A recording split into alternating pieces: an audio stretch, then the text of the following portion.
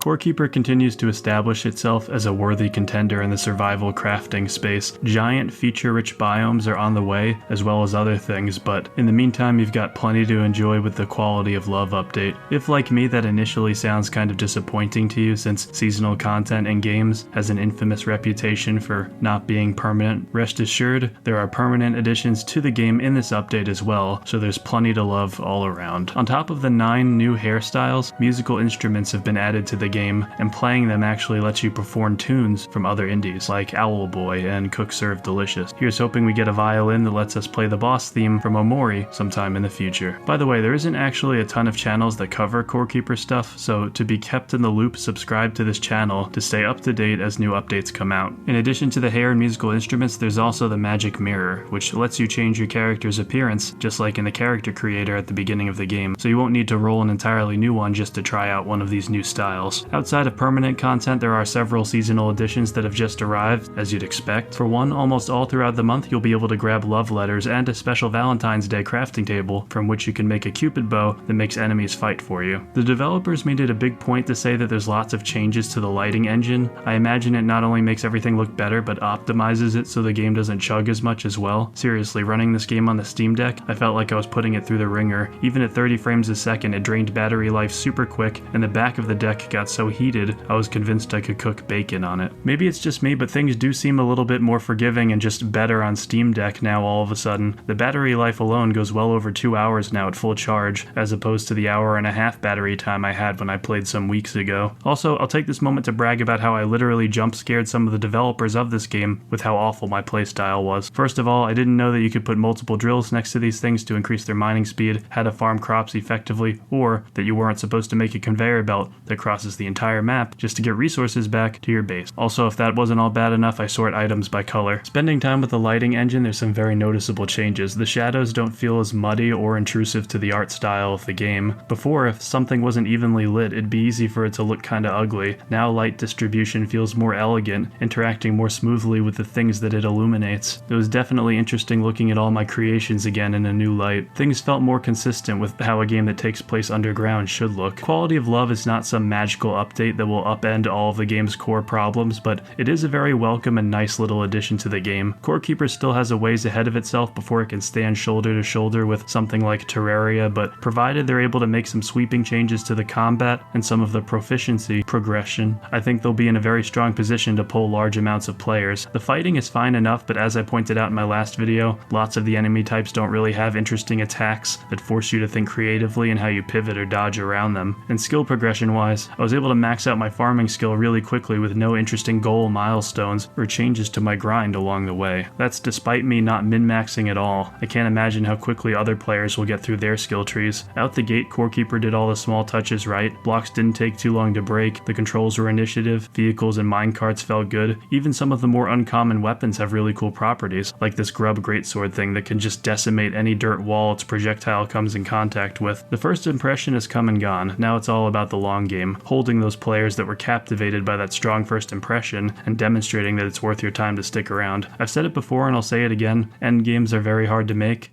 It's a complex system of progression loops and balancing, while also making sure you're still playing to your game's strengths. Whether people will spend hundreds of hours in Corekeeper with one character working towards something or across multiple characters on different saves is anyone's guess, but both of these playstyles still need significant work. The devs have reassured me in comment sections before that combat will continue to be worked on, and with how great they've been with adding to the game post-launch, I have no reason not to believe them really. I'd love some sort of New Game Plus option because I honestly haven't seen that in the survival crafting genre before. Maybe some sort of portal to a mirror world you can access whenever you'd like that has everything reset along with harder enemies, but maybe you can't bring your resources through, but you can bring stuff back to your old world. I don't know, I'm just spitballing here. Again, if you'd like to be kept in the loop on Corekeeper stuff as it comes out, be sure to subscribe.